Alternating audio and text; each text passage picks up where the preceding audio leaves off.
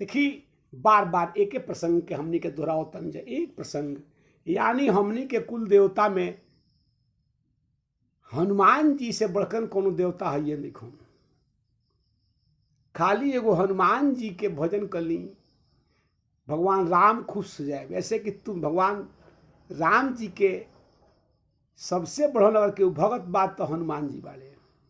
गोस्वामी तुलसीदास जी हनुमान चालीसा में लिखता कि तुम्हारे भजन राम को भावे, यानी ए हनुमान, हनुमान जी के अगर रउरा भजन करता नहीं तो राम जी के अच्छा लगता। यही में प्रसंग में आइल बा कि रामेश्वरम बानू, तो रामेश्वरम के अभी निर्णय ना हो पावल कि रामेश्वरम में के ब्रह्म हो। रामेश्वर शब्द जौन बा एकर एह बेराले बड़े बड़े संत लोग ए पर तर्क करते करते रह गए लोग के हो वो, या सबसे बड़का देवता के हो, यानी रामेश्वर, यानी राम जी के ईश्वर के हो तो भोले बाबा। राम जी कहले बानी कि हमार ईश्वर भोले बाबा हैं। तो ऐसे हमरा इच्छा बा कि यहाँ हमनी का भगवान शंकर जी के लिंग के थाप के आ तब हमनी का जन बा आगे बढ़ल जा। एगो शब्द तो ही हो गई रामेश्वर, यानी राम जी के ईश्वर भोले बाबा हैं।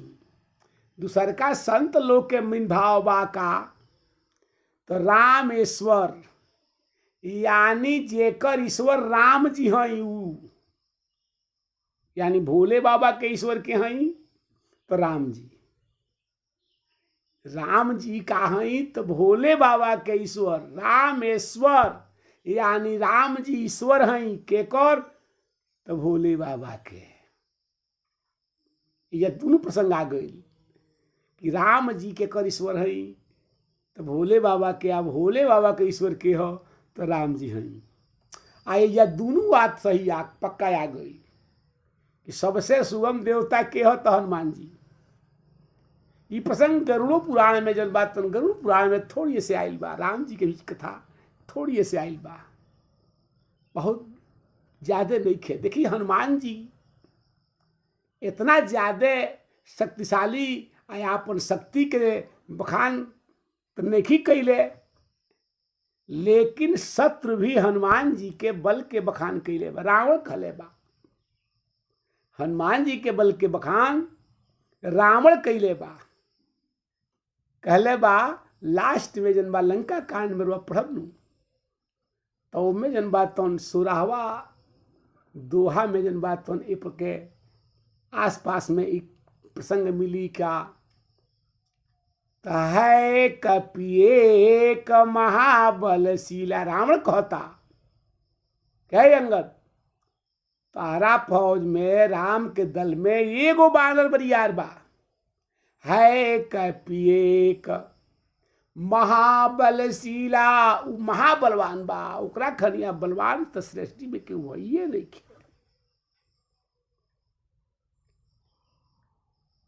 कहने कि वो महाबलशीला बा, महाबली बा, यानी हनुमान जी जोन बा महाबली रहनी। ई उपमा के धले बा, महावीर के उपमा के वो दोसर नहीं के धले, राम जी नहीं धले, ब्रह्मा विष्णु महेश क्यों नहीं के धले, अयोध्या के फौज नहीं के धले, बानर लोग नहीं के धले, के धले बा तो रावण धले बा कि है कपिएक महाबलशीला। महावीर शब्द जनबा रावण जनबा सुग्रीव के सामने धैलस, महावीर शब्द से हनुमान जी के पूरा रावण संबोधने करे, लंका के सभे एक एक बती जाने महावीर महावीर। ये तो कौन आइल बा तो महावीर आइल बा, यानी महावीर हनुमान जी आइल बानी। बाकी लोग के अंगद से नाम आवे, जामवंत आवे, राम के नाम आवे, लक्ष्मण के आवे, दधिमुख के आवे, सुग्रीव के आवे, सारा योद्धा लोग के आवे, नल नील के आवे, लेकिन हनुमान जी के नाम उड़ाव धो के कहबे ना करे। जानत रहे बराबर यार बड़ी कहा कहे तो महावीर बलशीला। वो एगो बानर कौन बा? तो महावीर बा। तो महावीर जौन बा नाव जौन बा रामचरितमानस में बार बार देखो, बड़े बड़े विद्वान से जब पूछब रहुआ तो ये बात के लोग बताई कि नाव के धैले बा। हनुमान जी के माता अंजनी जी नहीं धैले, राम जी नहीं धैले, जानकी जी नहीं धैले, ई नाव के धैले बा तो रावण धैले बा। जना महावीर, महावीर शब्द के रुआ बार बार कहले महावीर विक्रम बजरंगी, यानी महावीर शब्द जन बा के हनुमान जी के नाम जन बा रावण धैले बा। है कपि एक महाबलशीला, आवा प्रथम नगर जो जा रहा। ऐसे कहे, ऐसे की कारण रहे। देखी कारण ही रहे कि हनुमान जी जब जाए लगनी लंका जरा के, तो हनुमान जी एगो ऐसा कार्य कैनी। देखी उ कार्य जनबा सृष्टि के हनुमान जी क सकीले, बाकी केहू के बस के है नहीं, केहू विरागिए क सकेला। ऐसे कि जितना अप्सरा रही सन राक्षसी जनबाड़ी सन, सारा माया जनबा तो लंका में रहे। लंका के जितना राक्षसी रही सन सुंदरी ना रही सन, परम सुंदरी रति के समान। आ निशाचर महावीर रहले, वो हलुक ना रहले, बलशाली रहले। आ हनुमान जी वो महावीर के मीर लोग जनबा जे महावीर रहे, उ लो नाव धैल कि महावीर। सब राक्षस लोग कहे, राक्षस लोग थर थर कांपे हनुमान जी के देख के। हनुमान जी को साधारण जो धाना रहनी, रामचरितमानस में हनुमान जी के अलावा कोनो ऐसा प्रसंगे नहीं है जौन की राम जी के विजयी बनावे। राम जी के चरित्र में हनुमान जी के चरित्र बहुत जनबा तौन एकदम जौन बा आवश्यक बा। अगर हाँ हनुमान जी के चरित्र ना रही तो राम जी के चरित्र, हनुमान जी के चरित्र के बिना अधूरा रह जाई, जानकी जी के चरित्र अधूरा रह जाई। अब जौन बा हनुमान जी जब चले लगनी तो हनुमान जी वो जाके जनगणना कहनी। ऐसे कहीं वहाँ का डर रहे कहीं भगवान पूछ दी हमरा से, फिर भगवान पूछलहूँ बानी तो पूछती, कहीं इहो पूछनी कि हो कितना बाड़े, जनसंख्या में कितना राक्षस बाड़े, तो गड़बड़ हो जाई नू। ऐसे कि हम भगवान से बता दी कि सरकार इतना पदुम योद्धा बाड़े, आ एकरा बाद परसों जन बाद 4 गो राक्षस और जन के जन्म हो जा, तब तक गिनती हो जाए, गड़बड़ हो जाई नू। तो हनुमान जी सारा गिनती क के कहनी कि अब एकरा बाद ये लोग के नसबंदी कर दी, यानी ये लोग के ऑपरेशन कर देतानी कि ये लोग के फिर संतान ना हुई। ना तो तमाम राक्षसी बाड़ी, अरे माता याद शक्ति बाड़ी, एक से एक जन बात तांत्रिक जन बा ओइजा के नारी बाड़ी। तो फिर अपना तंत्र विद्या से मंत्र के जब तप के प्रभाव से जौन पुत्र कोनो पैदा कर दे, जौन पुत्र जौन बा ज्यादा शक्ति वाला हो जा। आ हनुमान जी पूरा रावण के शस्त्रागार, रावण के बल, रावण के लंका के बुद्धि, यानी लंका के सब कुछ जान के हनुमान जी गईनी। कहनी हमरा बताओ, जानला के अलावा अगर कोनो हो तब का करब? तो हनुमान जी कहनी, चले तू महाधुनि गरजे सुभारी। हनुमान जी चले के वीर एगो महाधुन में गर्जना कैनी, चले तो महाधुनि गरजे सुभारी, श्रोवही गर्भ सब निश्चर नारी। हनुमान जी की जब गर्जना भइल तो जितना निशाचर लोग गर्भवती रहे लोग, जितना निशाचर लोग गर्भवती रहे उ का भइल, तो श्रोवही गर्भ, सारा गर्भ जन बा लोग के बही गई पेट से, पेट जन बा तन उ खलास हो गई, गर्भ गिर गई पानी के रास्ता से। श्रोवही गर्भ यानी बह गई, यानी कि एको ना निशाचर राक्षसी जो ना रही जौना के गर्भ रुकल होके, सबके गर्भ जन बात तो नुकसान हो गई। स्रवही गर्भ सब निश्चर नारी। दूसरे बाबा, अब ए पर देखिए, पर बहुत शंका होता है, पर बहुत लोग के बड़े बड़े विद्वान ए पर तर्क करेले। कुछ संत की मत है कि ना, हनुमान जी जब महाशक्तिशाली वीर, महावीर योद्धा जन बात लंका में रहले, तो हनुमान जी कहनी एकर स्रवही गर्भ सब निश्चर नारी, यानी जितना अहंकार रहे निशाचर लोग के, लंका के जितना निशाचर लोग रहे, सबके अंदर अहंकार रहे। ये लोग का भइल, सारा अहंकार हनुमान जी के गर्जना मात्र से ये लोग के घमंड चूर हो गई। अभी थर थर कांपे लागल, लंका जरले रहे, हनुमान जी के गर्जना हो गई।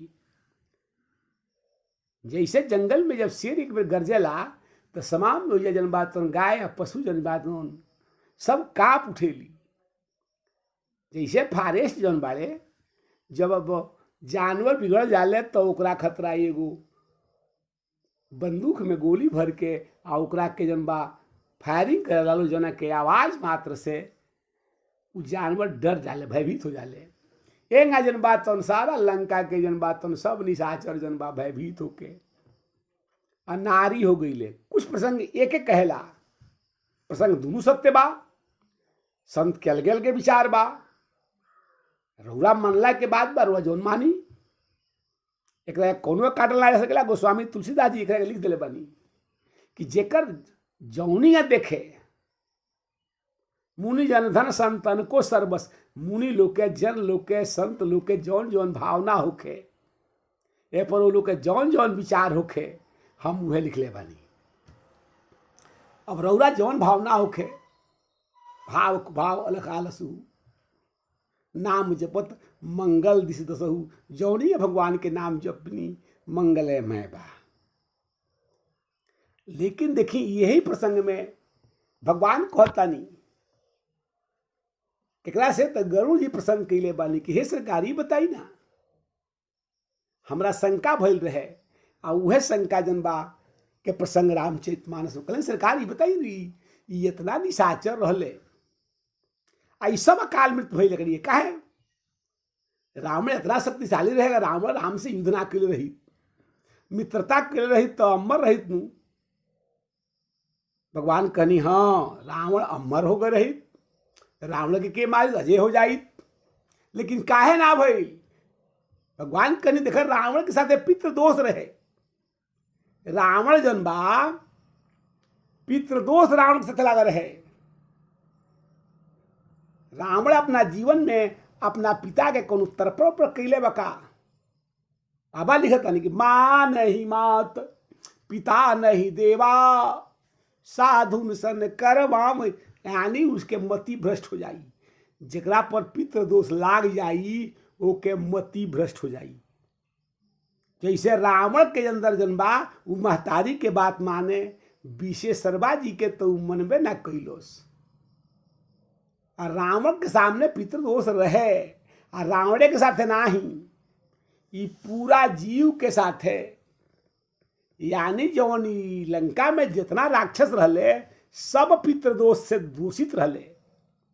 वो में एको राक्षस के मति ठीक ना रहे, वो में एके गो राक्षस के मति ठीक रहे। कौन? शुक्र, जौन अगस्त जी के शिष्य रहे। एक दिन के मति खराब होकर हो गई तो ओकरा राक्षस होके पड़ल। विभीषण जी के मति एक दिन खतरा खराब हो गई तो विभीषण जी के जन बातन राक्षस बने के पड़ल। रउरा एकरा के समझत हो। भगवान कहनी कि हे गरुड़, ये सब पितृदोष के प्रभाव हो। अगर रावण के सामने पितृदोष ना लग रही, ओके पूर्वज ओकरा के बार बार आशीर्वाद दीते तो रावण के भी मति ठीक हो गई रही और अमर हो गई रही। वो केहू साधारण जीव के, देवता लोग के मरला से ना मरीत। ऐसे हर हालत में देखो पितृदोष के बड़ी दुष्प्रभाव बा। लेकिन ये अभागा जीव देखी लौके लना, ऐसे कि माया में सभे बा। जब माया में चल जाए तो माया में माया के रंग बा आंधर, उ एकदम आंख पर उ जन बा रंग बदल देले बा, उ आंख से उ लौकबे ना करी। ऐसे कि ओकरा जब मैं लौकबे करी ओकरा निमनका लौकबे ना करी। जैसे कबो कबो आदमी के भ्रम हो जाला, दिशा भ्रम जे हो ही दिनेशा, ते कह पश्चिम उदय दिनेशा, यानी हे गरुड़, जेकरा दिशा के भ्रम हो जा उ थोड़े कही कि पूर्व में सूरज उगल बड़े। उ लोग कही रे आज पता ना का बात हो गई कि आज सूरज भगवान पश्चिमे उगल बड़े। ऐसे कि दिशा के भ्रम बा, दिशा ब्रह्म जय हो ही खगेशा, अते ही कह पश्चिमा उगई दिनेशा। उ जौन बा यह कही कि दिनेश जौन बा सूरज भगवान पश्चिम उगल बड़े। यानी माया में जब रौरा माया में लपटा जाए, ऐसे कि रौरा पितृ दोष के अंतर्गत राउर जीवन जियतनी, तो रौरा अच्छा बात करके उत्तर करबो करी तो पर बार बार शंका करो। आ बाउर बात अगर केहू कह देता तो पर तनको शंका ना करब, तुरंत बाउर काम कर दी।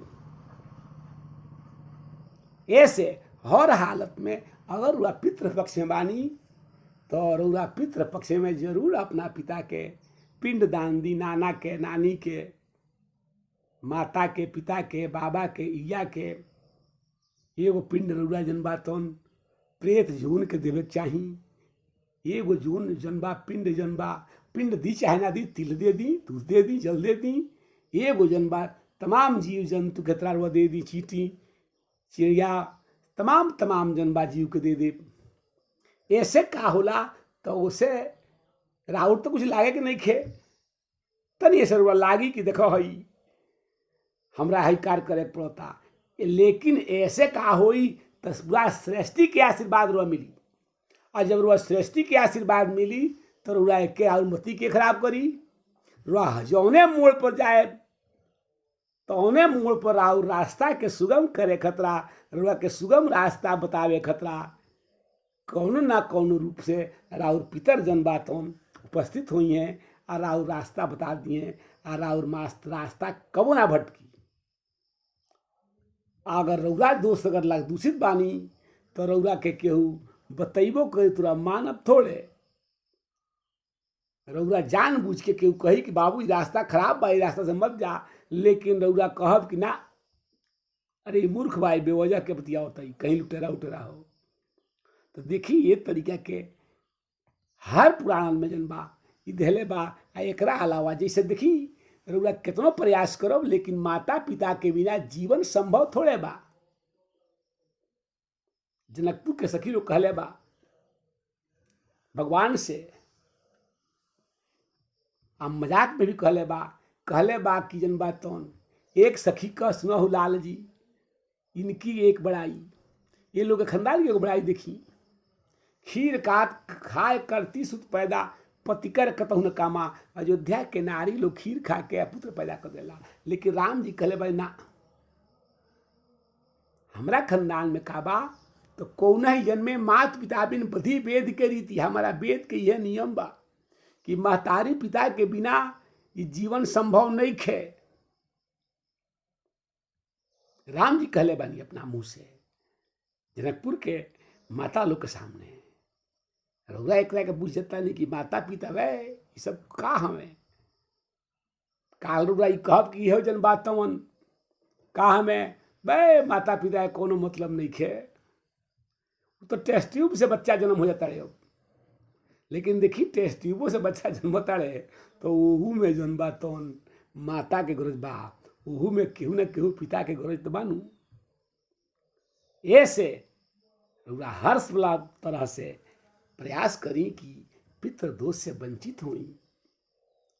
अब माता पिता के आशीर्वाद तो सर्वोपर बा, लेकिन कुछ लोग में बा जी जब महतारी के बाप के एक लीटर जल नहीं धले बे, जियता में नहीं जल धले तो मरला के बाद जल्दी कतई नहीं दे सकत तू। आ जब देले नहीं खे तो उपाय पाई, और वो अपना पान पितृ लोग के जल नहीं दीत तो ओकर अग्रज ओकरा कहाँ तर्पण करिए। ऐसे संभव हो सके तो रुआ करी, अगर नहीं अगर संभव अगर ये लायक रुआ व्यवस्था नहीं खे, रुआ कहीं ना कहीं से रोगी बा अगर कर पानी तो एक के मत करी। ए पर कौनो हमने के दबाव नहीं कि रुआ करबे करी। ऐसे कि रुआ करब तो राउर लाभ बा, ना करब तो राउर रुआ जानी। ऐसे हर हालत में अगर जौन जीव बा मनुष्य बा तो मनुष्य के तय करे के पड़ी। अगर नइखे करत तो समझी कि वो मानव जाति से वो दूर बा, ओकरा अंदर मानवता हइये नइखे।